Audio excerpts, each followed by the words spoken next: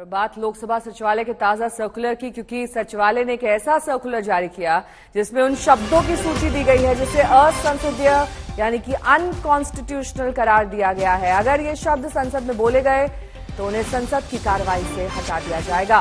जुमलाजीवी, Covid spreader, corrupt, drama, hypocrisy जैसे शब्दों को असंसदीय शब्दों की सूची में रखा गया है। इस सूची पर कांग्रेस ने तीखी आपत्ति दर्ज की। ये सिर्फ वही लफ्ज है जो सच्चाई थी, भाजपा के नेताओं को चिपक रही थी बिल्कुल। तो अगर सच्चाई किसी को चिपक रही है और वो झूठ कर रहे हैं, वो पर्दाफाश हो रहा है, तो उसको अनपार्लियामेंट्री कर दो।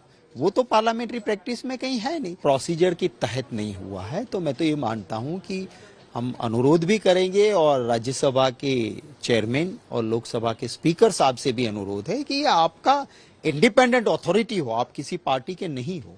तो इसी तरह सरकार की मंशा से सब कुछ नहीं चल सकता है।